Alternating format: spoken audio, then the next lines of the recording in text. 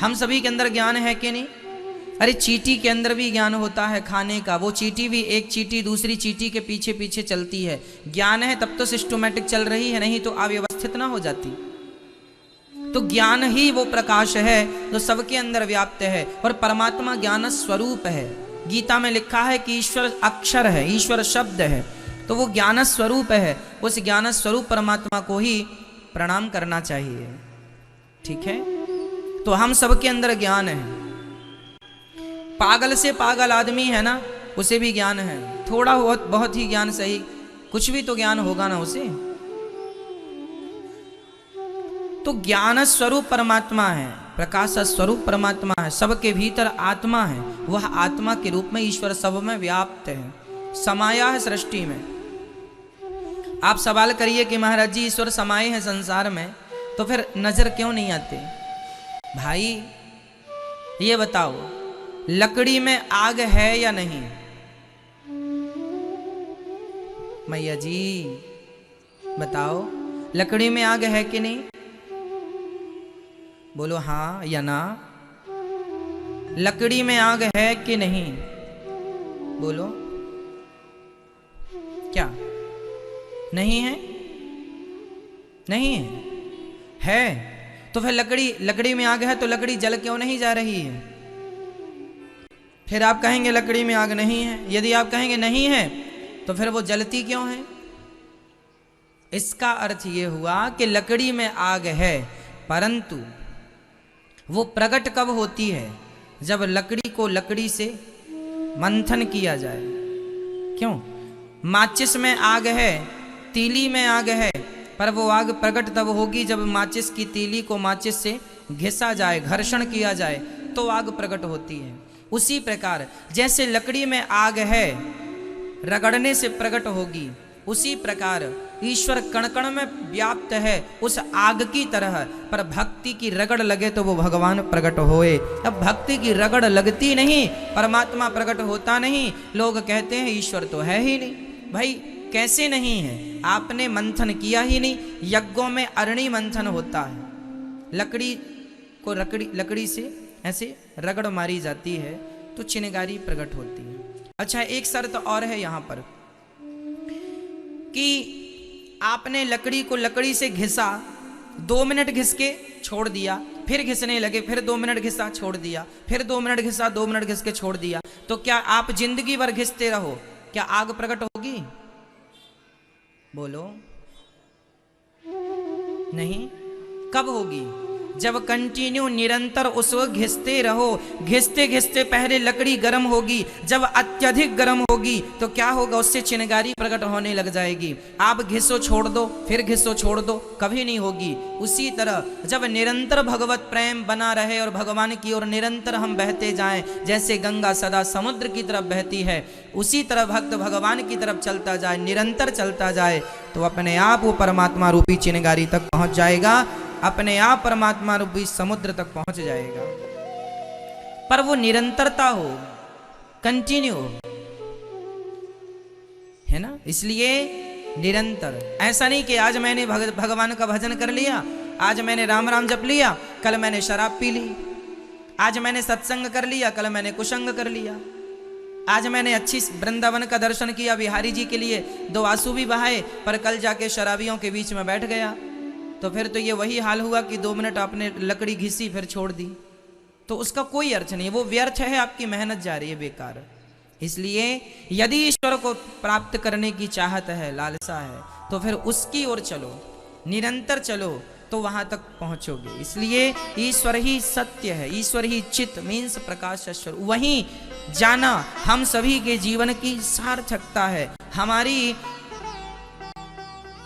इस सृष्टि में आने का जो उद्देश्य है, उस उद्देश्य को यदि हम गंभीरता से समझें तो वो उद्देश्य क्या है, परम लक्ष्य क्या है, परम हेतु क्या है? ईश्वर की प्राप्ति ही प्राणी मात्र का परम हेतु, परम उद्देश्य है। ईश्वर आनंद के सागर हैं, इसलिए संसार खोज कर देखिए, आनंद नहीं है। संसार में सुख मिल सकता है, वो भी क्षणिक तुच्छ सा। आनंद कहाँ है? भगवान के चरणों में। इसलिए आनंद चाहते हो, संसार से मन हटाओ, भगवान में मन लगाओ। हम ये बिल्कुल नहीं कहते आपसे कि संसार का काम छोड़ दो। काम तो देखो मैं भी नहीं छोड़ता, कोई काम करता हुआ ही भगवान का चिंतन करता हूं। काम छोड़ दूंगा तो अकर्मण्य हो जाऊंगा। काम छोड़ दिया अर्जुन ने कहा मैं युद्ध नहीं करता क्योंकि मेरे गुरुजी सामने खड़े हैं। मैं युद्ध नहीं करता क्योंकि मेरे पितामह सामने खड़े हैं। मैं अपनों को मार करके यदि जीत भी गया तो ऐसी जीत का जश्न किनके साथ मनाऊंगा, इसलिए मैं युद्ध नहीं करता। अपना गांडी भी नीचे रख दिया अर्जुन ने। तब जानते हो भगवान कृष्ण ने क्या कहा? तू नपुंसक हो गया है। ये शब्द का प्रयोग किया है गीता में। भगवान ने कहा अर्जुन तू नपुंसकता मत ला अपने अंदर, यही नपुंसकता है। कितनी बड़ी बात कही ना भगवान ने। जो व्यक्ति अपने कर्म को छोड़ देता है, जो व्यक्ति अपने धर्म को छोड़ देता है,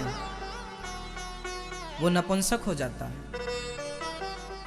कर्म को त्याग दो। आप डॉक्टरी छोड़ दे और जंगल चला जाए तो क्या उसका जंगल जाना सफल हुआ? अरे डॉक्टर थे, अपना इलाज करते हुए भगवान का चिंतन करते, यहीं से तुम्हारा कल्याण होता। कर्म करते हुए भगवान का चिंतन बनाए रखिएगा। ये उद्देश्य है हमारा कहने का।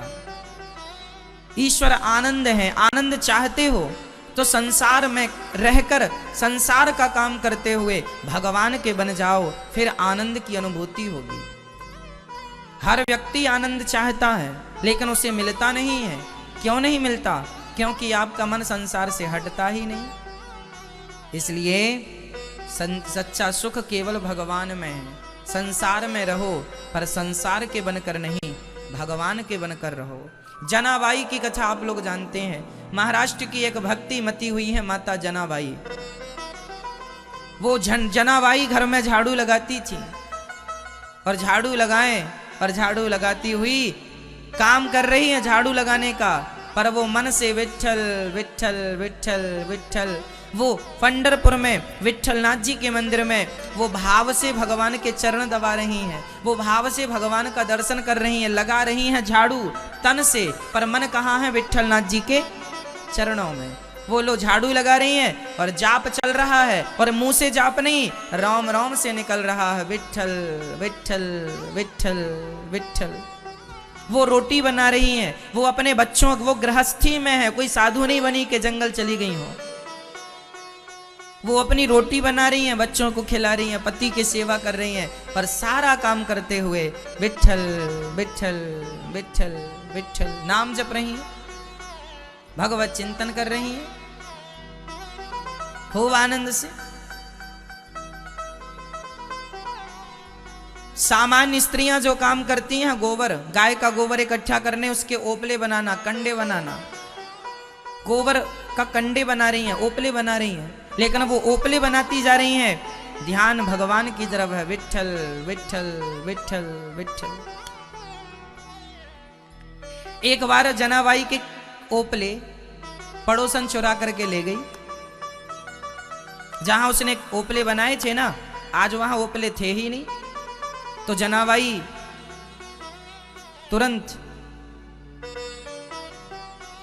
कहने लगी पड़ोसन से, बहन तुमने हमारे ओपले चुरा लिए।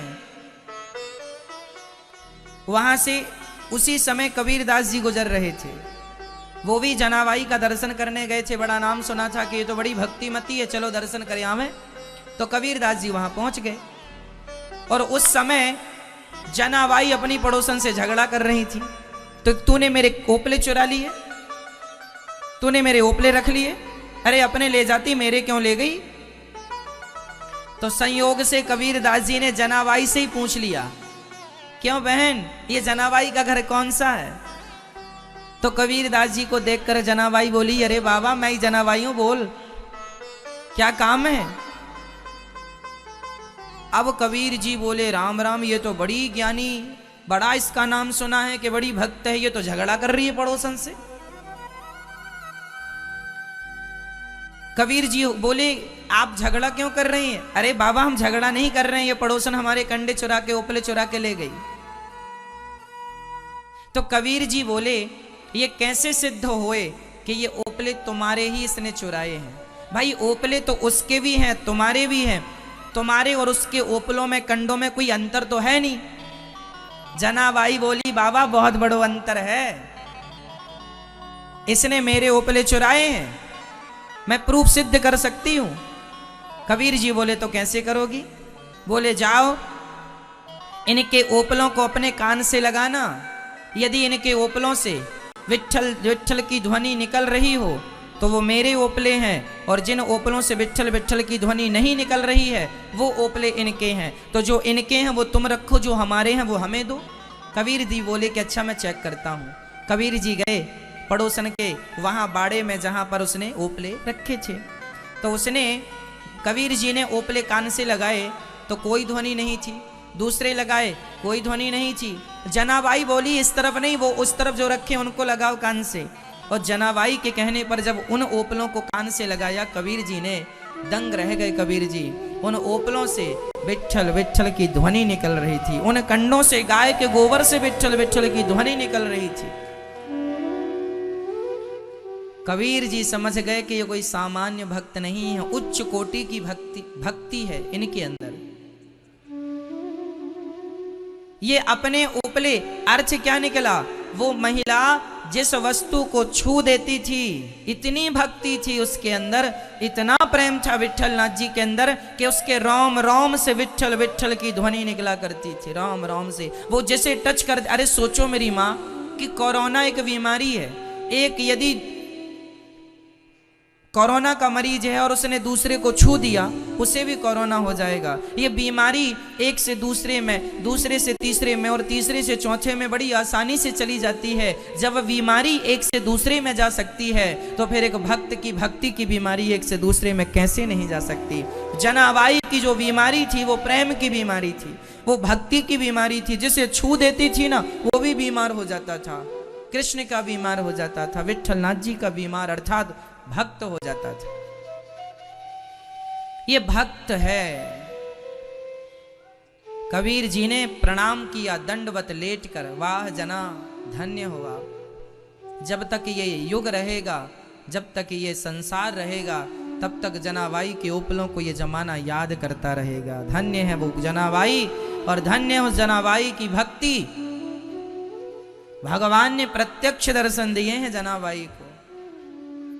हम आपको सिर्फ ये कह रहे हैं कि जनाबाई जंगल नहीं गई, जनाबाई ने बच्चों को नहीं छोड़ा, जनाबाई ने पति को नहीं छोड़ा, जनाबाई ने काम नहीं छोड़ा। सब कुछ करते हुए उसने अपने आप को अमर कर लिया, भगवान से अपने आप को जोड़ लिया। भगवान सब छोड़ने से नहीं मिलते, भगवान तो सच्चे प्रेम से मिलते हैं। अब वो प्रेम चाहे जंगल में हो जाए रहकर, चाहे घर पे ही रहकर हो जाए, वो आपकी मर्जी है। प्रेम होना चाहिए। ईश्वर की प्राप्ति के लिए त्याग जरूरी नहीं है, प्रेम जरूरी है।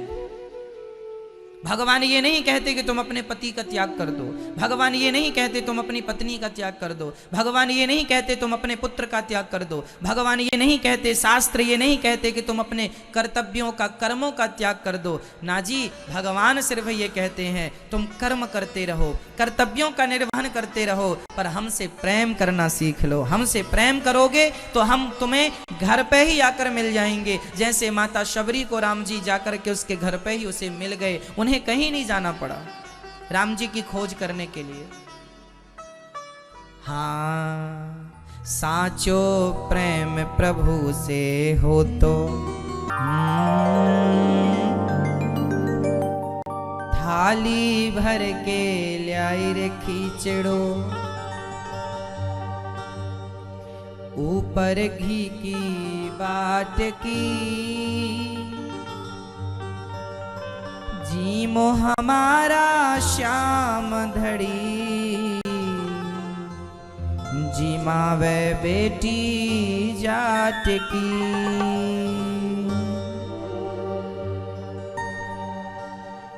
एक छोटी सी नन्ही सी गुड़िया थी, जाट जी की छोरी थी, नाम था कर्मा। तो एक दिन उसके पिताजी किसी काम के सिलसिले में अपने घर से बाहर चले गए और वो जाट जी जो थे वो भगवान श्री कृष्ण के बड़े उच्च कोटि के भक्त थे, बड़ा ऊंचा प्रेम था उनका भगवान से। एक दिन क्या हुआ कि जाट जी को जाना पड़ा, तो उन्होंने अपनी नन्ही सी गुड़िया से कहा, बेटा मैं कुछ दिनों के लिए यहाँ से जा रहा हूँ, तुम ठाकुर जी की ये श्याम सुंदर है ना, इनकी पूजा करना, पर सुनो तुम बनाना भोजन, पहले इन्हें खिलाना, फिर खाना, समय से नहला देना, समय से ठाकुर जी को सुला देना, इनकी सेवा पूजा अर्चना करना, और मैं बहुत जल्दी आऊंगा। ये कह के पिताजी चले गए। अब उसने भगवान को नहलाया, भगवान की पूजा की। अब नंबर आया भोग का, तो भोग लगाया, क्या उससे तो ज्यादा अच्छा कुछ बनाना आता नहीं था। खिचड़ी बना करके ले आई, राजस्थान में खीचड़ो कहते हैं, खीचड़ा, खीचड़ा बना के ले आई। और जब खीचड़ा ला के रखी तो भगवान खाए ही नहीं, रोने लग गई कि क्या बनाने में कोई त्रुटि हो गई, हमसे तो जो बना हमने बना दिया। अब भगवान नहीं खाए तो उसे लगा कि शायद ये खींचड़ा सूखा है, तो जरा घी डाल दिया ऊपर से, अब तो खा लो, अब तो देखो हमने घी भी डाल दिया, जरा सा गुड़ भी ले आई, अब तो खा लो। पर भगवान नहीं खाए, तो जानते हो क्या कह रही है, थाली भर के लाई रे खींचड़ो ऊपर घे के बाट की, जीमो हमारा शाम धड़ी जिमावे बेटी जाट की। थाली भर के लाई रे खींचड़ो ऊपर घी के बाट की, जीमो हमारा शाम घड़ी जिमावे बेटी जाट की। थाली भर के लाई रे खींचड़ो ऊपर घी के बाट की, जीमो हमारा शाम धड़ी जिमावे बेटी जाट की। थाली भर के लाई रे खींचड़ो ऊपर घी के बाट की, जीमो हमारा शाम घड़ी जिमावे बेटी जाट की। हरी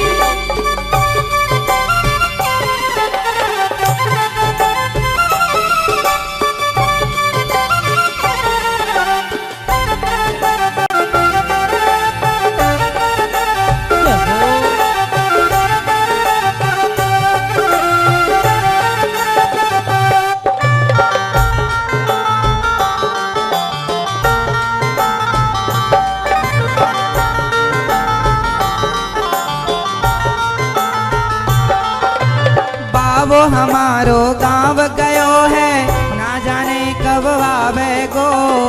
वो हमारो गांव गयो है, ना जाने कब आवे गो।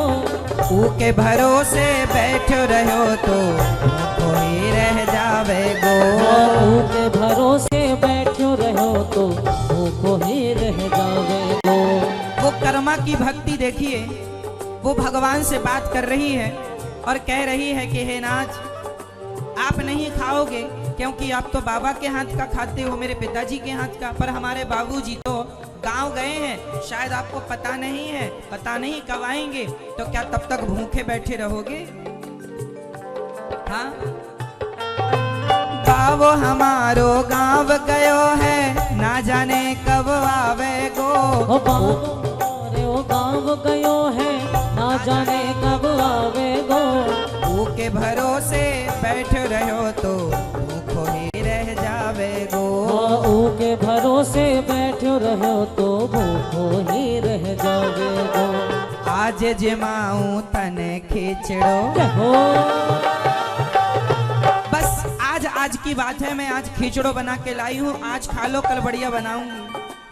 आज जिमाऊं तने खींचड़ो काल रावड़ी छाछ की, जीमो हमारा शाम धड़ी जिमावे बेटी जाट की। जीमो हमारा शाम घड़ी जिमावे बेटी जाट की। थाली भर के लाई रे खींचड़ो ऊपर घी की बाट की, जीमो हमारा शाम धड़ी जिमावे बेटी जाट की। जीमो हमारा श्याम घड़ी जिमावे बेटी जाट की। जय हो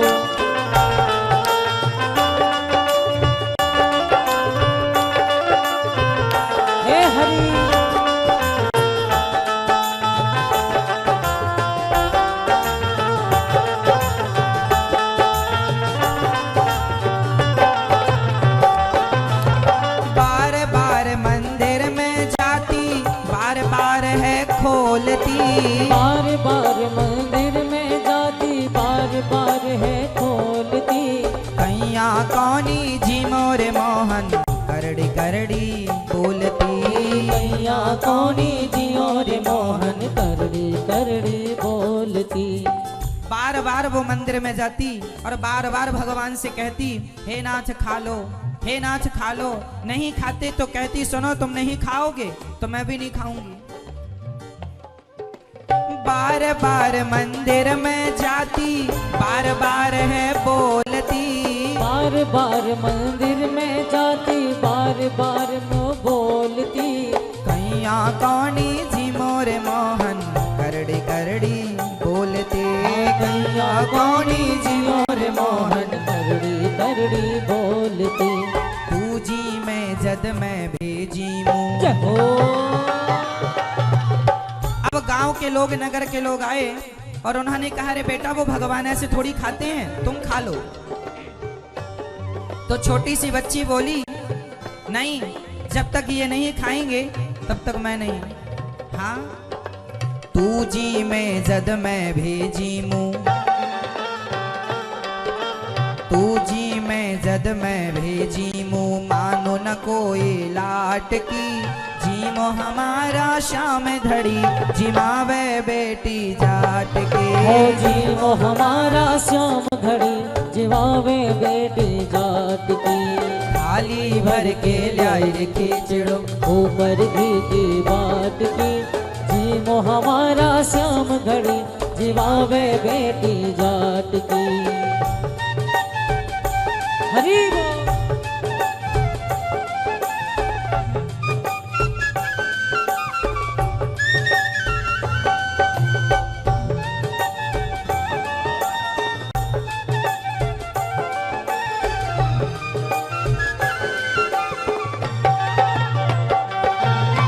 पढ़ दो भूल गई सांवरियो, पढ़ दो फेर लगायो जी। पढ़ दो भूल गई सांवरियो, पढ़ दो फेर लगायो जी।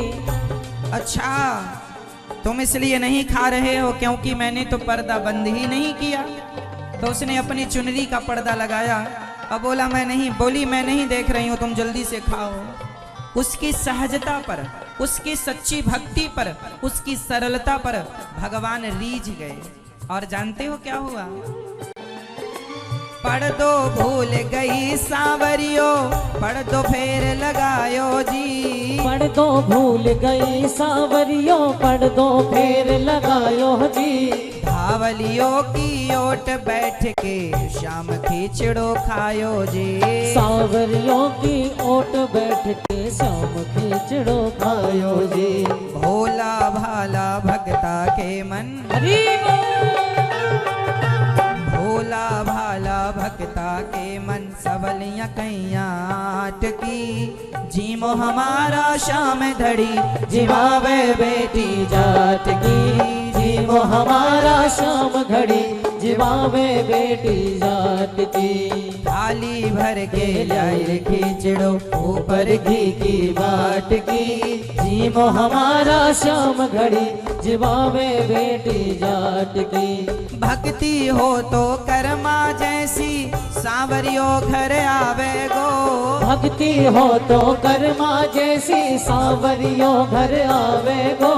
भक्ति भाव से पूर्ण होके हरख हरख गुण गावे गो।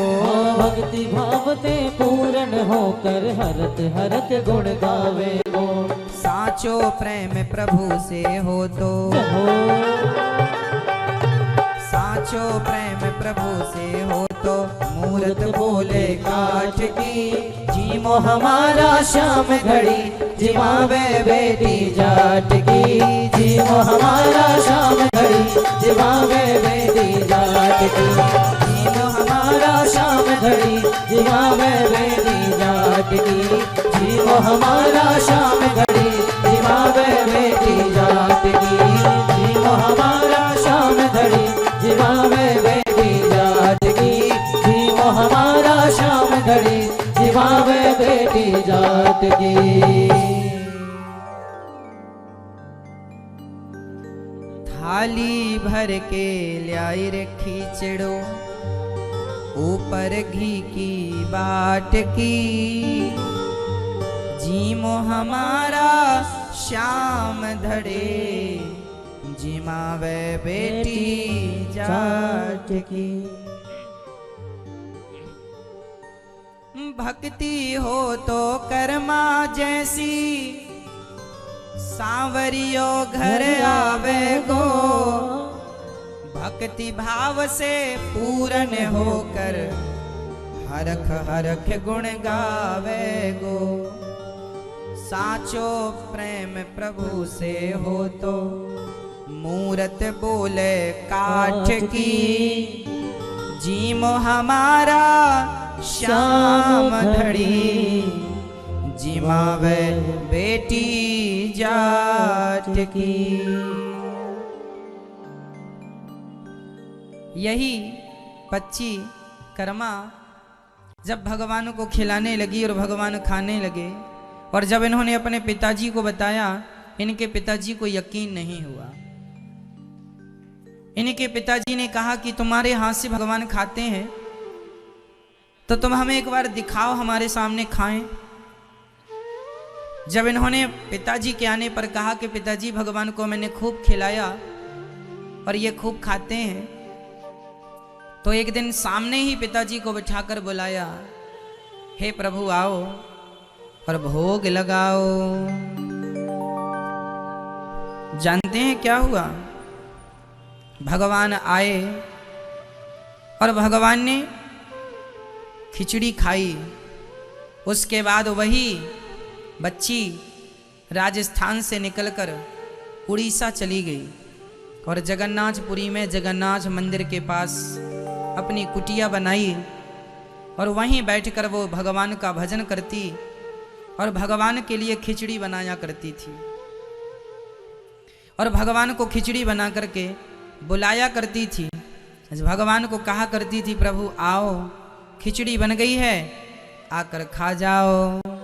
तो रोज बुलाती, जगन्नाथ आइए मेरे नाथ आइए, मेरी खिचड़ी का भोग लगा जाइए। जगन्नाथ आइए मेरे नाथ आइए, मेरी खिचड़ी का भोग लगा जाइए। जगन्नाथ आइए मेरे नाथ आइए, मेरी खिचड़ी का भोग लगा जाइए। जगन्नाथ आइए मेरे नाथ आइए, मेरी खिचड़ी का भोग लगा जाइए। जगन्नाथ आइए मेरे नाथ आइए, मेरी खिचड़ी का भोग लगा जाइए। बुलाती और भगवान आते, माता की गोद में बैठकर जगन्नाथ जी भोग लगाते।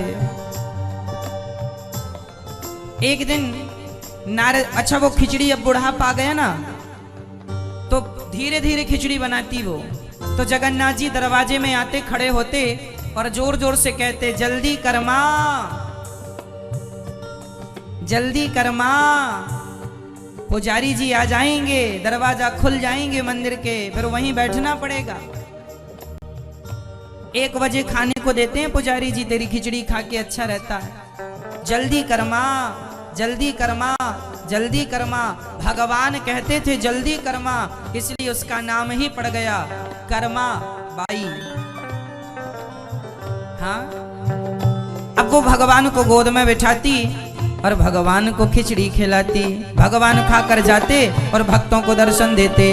रोज बनाए और रोज बुलाए, जगन्नाथ आइए मेरे नाथ आइए, मेरी खिचड़ी का भोग लगा जाइए। जगन्नाथ आइए मेरे नाथ आइए, मेरी खिचड़ी का भोग लगा जाइए। अब बुलाती और गोद में बिठाती। एक दिन एकादशी का दिन था और भगवान को खिचड़ी बनाने में जरा सा विलंब कर दिया कर्माबाई ने। क्यों? क्योंकि नारद जी ने कह दिया, अच्छा वो बुढ़ापे में खिचड़ी कैसे बनाती थी, बिना नहाए बना लेती थी, अब कहाँ नहाने में समय लगाए तो लेट हो जाए।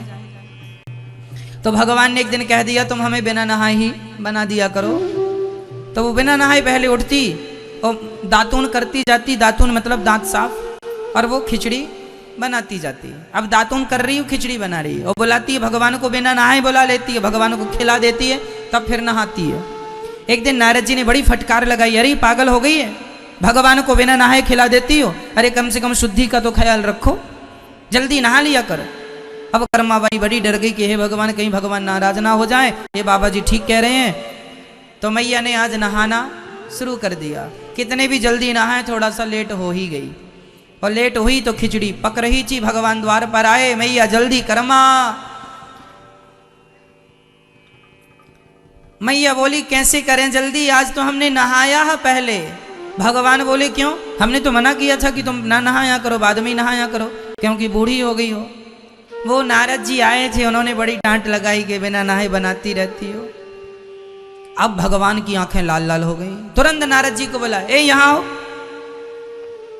क्या जरूरत थी ज्ञान बघारने की इनको, अरे जैसा बना रही थी बनाने देते। अब ये खिचड़ी नहीं बन पाएगी, हम जाके बैठ जाएंगे, 1 बजे खाने को मिलेगा। मैया तुम जैसे बनाती थी वैसी बनाओ। अब जैसी कच्ची गीली बनी तो वैसी खिलाया भगवान को।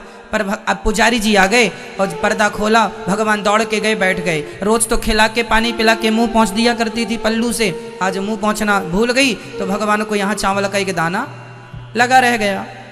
भगवान जी जाके बैठ गए ऐसे। पुजारी जी ने ध्यान से देखा तो भगवान के मुंह में गरम गरम चावल लगा, ताजा। पुजारी जी ने कहा मंदिर तो अभी खुला है, पट तो अभी खुले हैं, अभी तो भोग लगा नहीं ठाकुर जी को, ये चावल गरम गरम कहाँ से, मंदिर के अंदर तो कोई आ नहीं सकता क्योंकि दरवाजे हमने खोले। अब कौन ने भोग लगा दिया, सारे नगर में डिंडोरा पिटवाया, किसके घर खिचड़ी बनी और भोग भगवान को किसने लगाया है। कर्माबाई बोली महाराज दासी ने, हमने लगाया है। तो ये बताओ तो मंदिर के अंदर कैसे घुसी, कोई गुप्त द्वार है क्या। कर्माबाई बोली हम नहीं घुसे मंदिर के अंदर, जो अंदर बैठे हैं वो बाहर आए थे, हमारी गोद में बैठ के रोज खाते हैं।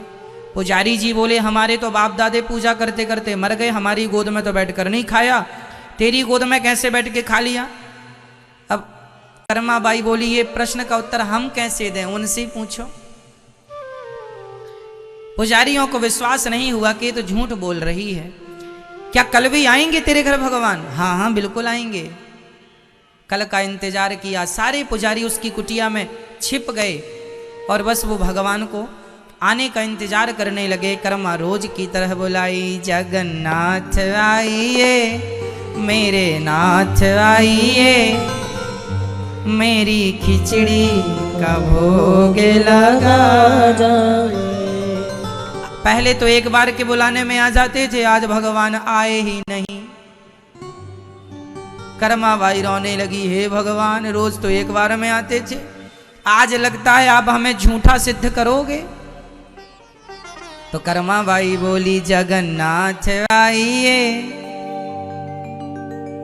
मेरी लाज बचाइए, मेरी खिचड़ी का भोग लगा जाइए।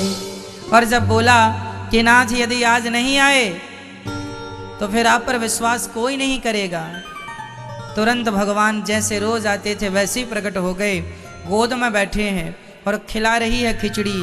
पुजारी टुकुर टुकुर देख रहे हैं, पर पुजारी को कर्मा ही दिख रही है, जगन्नाथ जी तो दिखाई पड़े ही नहीं।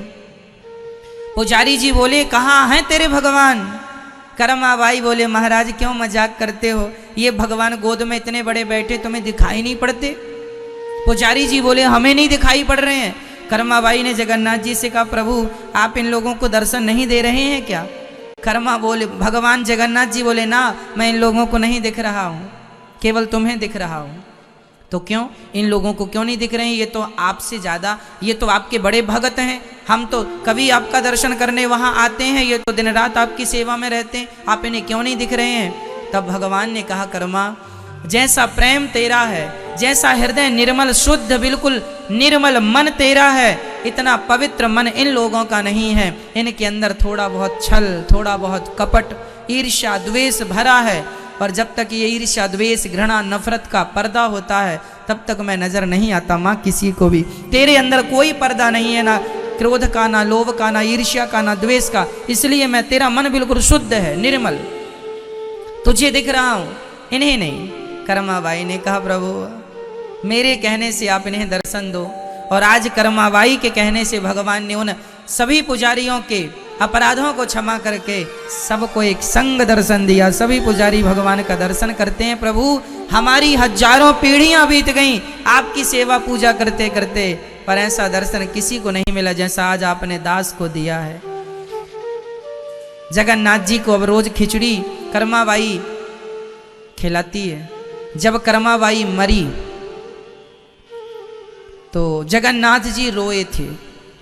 पुजारियों ने कहा प्रभु आपकी कैसी माया है, आपके हाथ में ही ये सृष्टि है, ये संसार है, जीवन मृत्यु आपके हाथ में है। यदि आप कर्माबाई के मरने पर रो रहे हैं तो ये बताओ फिर आपने उसे मरने ही क्यों दिया, जिंदा रखते ना, क्योंकि मृत्यु आपके अधीन है।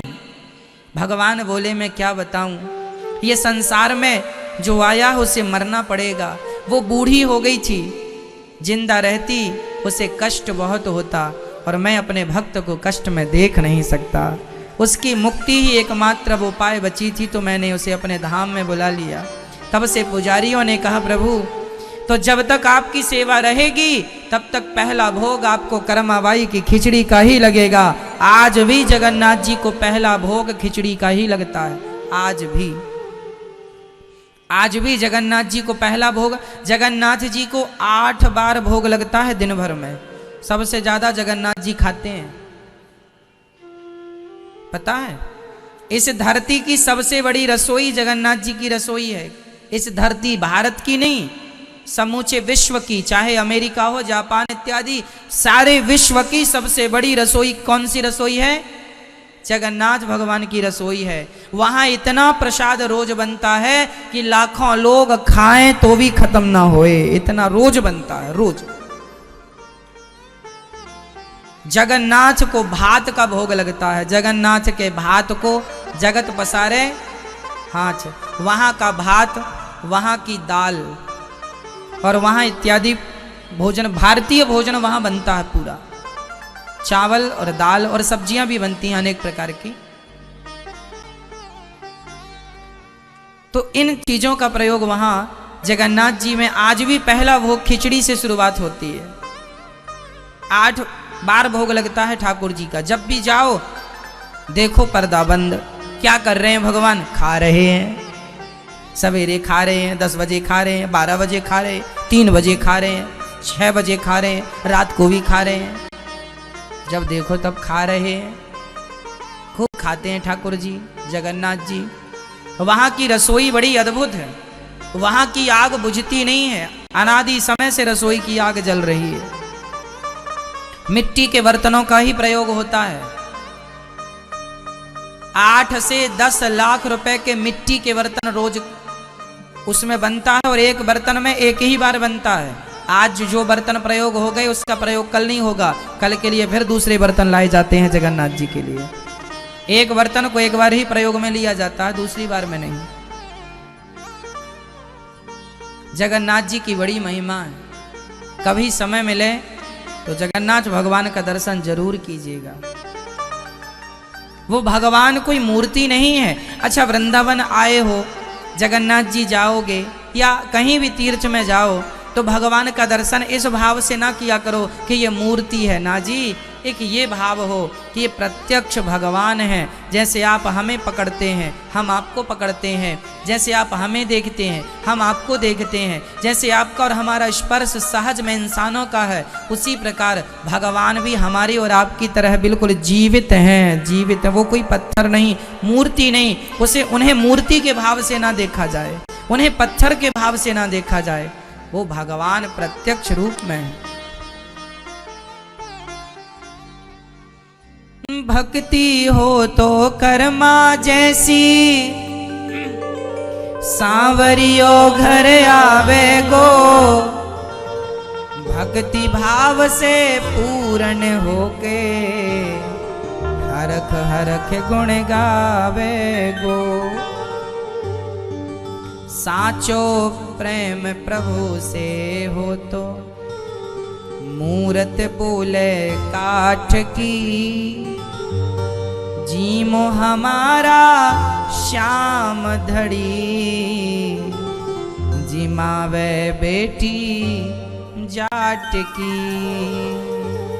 बोलिए जगन्नाथ भगवान की जय, जगन्नाथ भगवान की जय, बलभद्र भगवान की जय, सुभद्रा महारानी की जय, जय जय श्री राधे।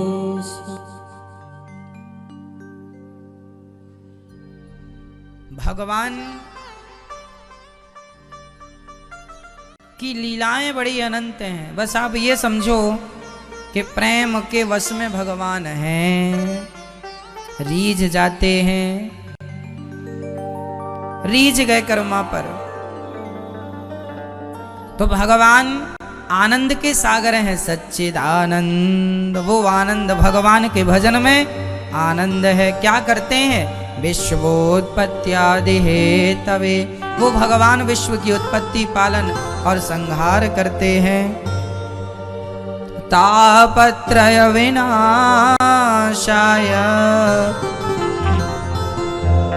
श्री कृष्णाय वयं नुमः। सारे दुखों को दूर करने वाले हैं भगवान। सारे दुखों को दूर करते हैं।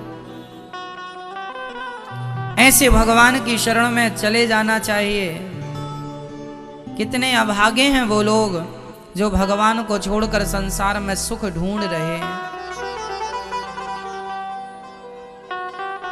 ऐसे भगवान को, श्री राधा सहित कृष्ण को नमस्कार। सुखदेव भगवान का प्राकट्य हुआ, जन्म लेते ही सन्यास लेने चल पड़े। यम प्रव्रजंत मनुपेतमपेत कृत्यम, द्वैपायनो विरह कातर आजुहाव, पुत्रेति तन्मयतया तरवोभिनेदुस्तं सर्वभूत हृदयम मुनिमानतोस्मि।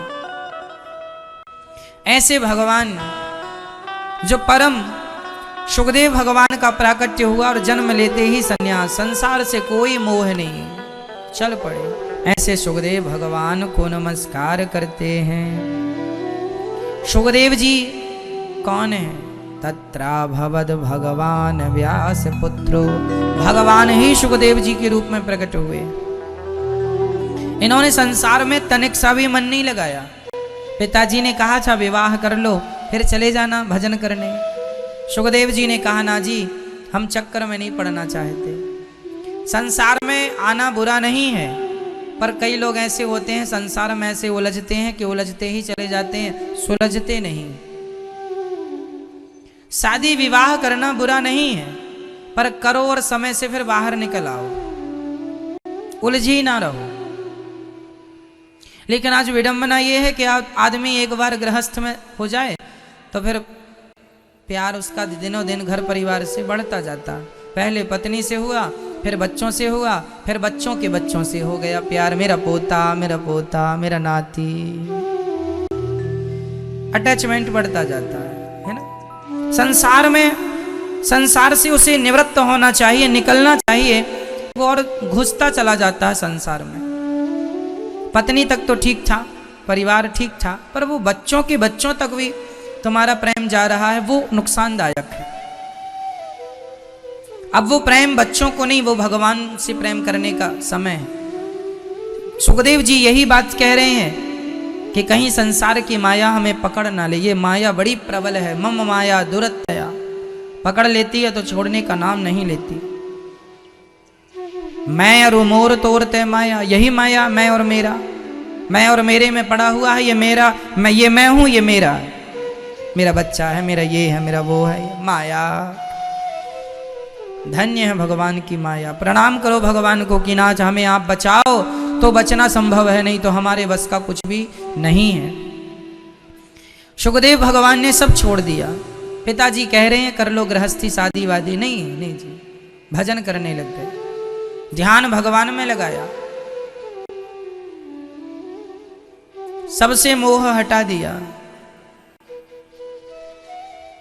एक रानी थी, जब सुखदेव जी ने, व्यास जी ने ज्यादा ही आवाज लगाई, पुत्रेति तन्मयतया, पुत्रेति तन्मयतया, पुत्रेति पुत्र पुत्र, तो सुखदेव भगवान ने एक सुंदर सी कहानी सुनाई। पिताजी सुनो, एक रानी थी। उस रानी की आदत बड़ी गंदी थी। वो एक पुरुष को अपने पास रोज बुलाया करती थी। आज भी उसने अपने महलों में खड़े होकर रास्ते से गुजरने वाले एक पुरुष को इशारा किया, आओ, बुलाया। वो पुरुष भोला था, चला गया। रानी ने उसे बिठाया, उसको पानी भोजन इत्यादि कराया, और वो रानी उसके संग रमण करना चाहती थी। तभी दासियों ने सूचना दी कि रानी जी, आपके कमरों में, आपके महलों में राजा साहब आ रहे हैं। रानी घबरा गई और उस पुरुष को, जो कि बैठा था उसके बगल में, उसे पीछे के दरवाजे से उसको निकाला। तो वो पुरुष जब वहां से भागा तो वहां बहुत बड़ा दलदल था। दलदल मीन्स गड्ढा था, उसमें गंदगी भरी थी। वो वहां से निकलना चाहा तो वो उस दलदल में फंस गया और वो गर्दन तक दलदल में डूब गया। बहुत कोशिश किया निकलने की, नहीं निकल सका। राजा साहब रानी के पास आए और अपना वार्ता करके रानी से वहां से गए। रानी ने पीछे के दरवाजे से देखा कि वो पुरुष कहां गया। देखा तो वो दलदल में फंसा हुआ था। रानी ने देखा कब? दूसरे दिन, एक दिन बाद। आज की घटना थी, कल देखा तो वो पूरी रात से फंसा था। रानी ने कहा, यहां कैसे? बोले, कल यहां से जा रहे थे, पांव फिसल गया, दलदल में घुस गए, पूरी रात फंसे रहे, अब तो निकाल लो। रानी ने जैसे तैसे रस्सी डालकर उसे निकाला। उसने स्नान किया। शाम को फिर रानी ने उसी पुरुष को इशारा किया, आओ। अब बताओ कि वो पुरुष जाए उस रानी के पास कि ना जाए? जाए कि ना जाए? यदि जाए तो कल गया था, रानी के सामने उसने अपने कान पकड़े और कहा, महारानी जी, कल हम आपके पास आए थे, पूरी रात हमें गड्ढे में गुजारनी पड़ी, मलमूत्र के गड्ढे में पूरी रात गुजारनी पड़ी। मैं अब कभी